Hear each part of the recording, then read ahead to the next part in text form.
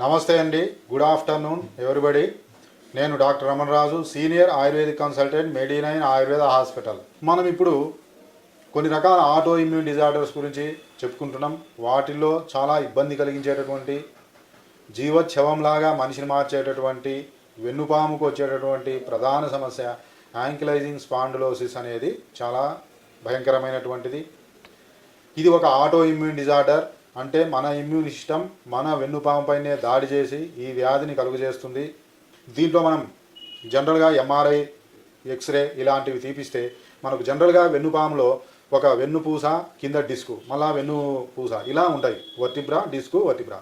ఈ యాంకిలైజింగ్ స్పాండిలైటిస్లో ఏమవుతుంది అంటే ఒక వెన్నుపూస అనేది పెరిగి మరొక వెన్నుపూస వరకు అతుక్కుంటుంది, బ్రిడ్జ్ లాగా. అందువల్ల ఇవన్నీ కూడా బ్రిడ్జ్ లాగా ఎముక పెరిగి అతుక్కోవడం ద్వారా దీన్ని బాంబూ స్పైన్ అంటాం. అంటే సపోజ్ ఇప్పుడు వెదురు కర్ర ఏ విధంగా ఉంటుందో అలా మనకు ఒక వెన్నుపూస నుంచి ఒక వెన్నుపూసకు ఆ బ్రిడ్జ్ లాగా ఆ ఎముక పెరిగి అతుక్కపోతుంది ఈ యాంకిలైజింగ్ స్పాండిలైటిస్లో. అందువల్ల మామూలుగా జనరల్గా ముందుకు వంగాలన్నా, వెనక్కు వంగాలన్నా, పక్కకు వంగాలన్నా ఈ వెన్నుపూస అనేది కదలికలు ఉంటాయి. ఎందుకంటే ఆ వెన్నుపూస మధ్యలో డిస్క్ ఉండి స్ప్రింగ్ లాగా మూవ్ అవుతుంటాయి.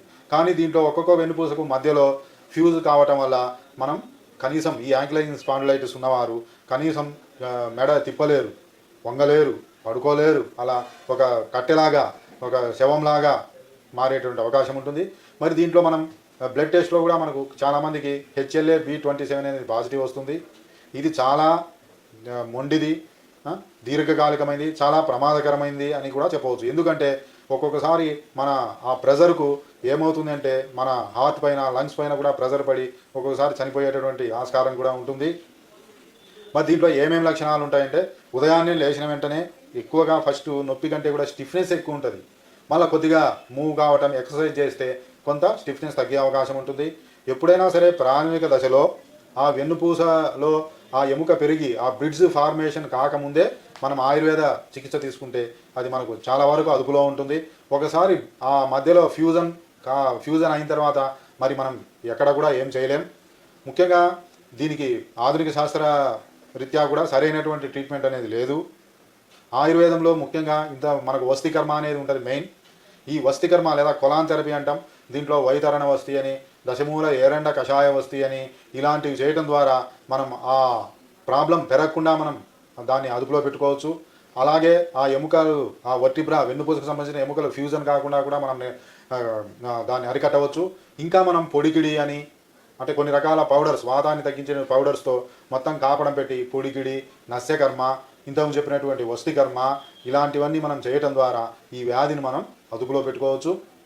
ఇంకా మనం జనరల్గా మెడిసిన్స్ కూడా మనకు ఎలాంటివి దీంట్లో అవసరం అంటే రాస్నా సప్త కషాయం అని, రాస్నాది గుగ్గులు అని, అష్టవర్గ కషాయం అని, సహచరాది కషాయం అని ఇలాంటివన్నీ కూడా మన డాక్టర్ల పర్యవేక్షణలో వాడితే మనకు ఈ ఆటో ఇమ్యూన్ డిజార్డర్ అయినటువంటి ఈ యాంకిలైజింగ్ స్పాండిలైటిస్ను మనం కొంతవరకు అదుపులో పెట్టుకోవచ్చు.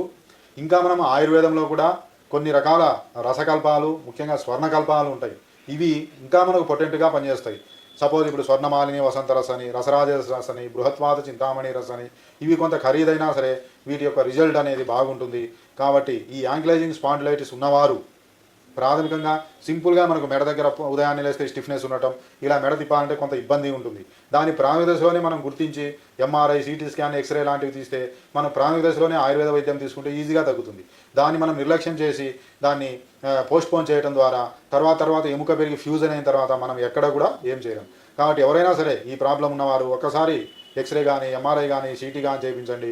HLA-B27 అనేటటువంటి టెస్ట్ చేయించి మీరు ఒక్కసారి ఆ రిపోర్ట్స్తో వస్తే మనకు మొదటి దశలోనే మనం ట్రీట్మెంట్ చేయడం ద్వారా ఆ వ్యాధి ముదరకుండా, ఇబ్బంది లేకుండా మనకు పూర్తిగా తగ్గుతుంది. సంప్రదించవలసిన నంబర్ 9398590286 మరియు 9281000268. Website medi9.info.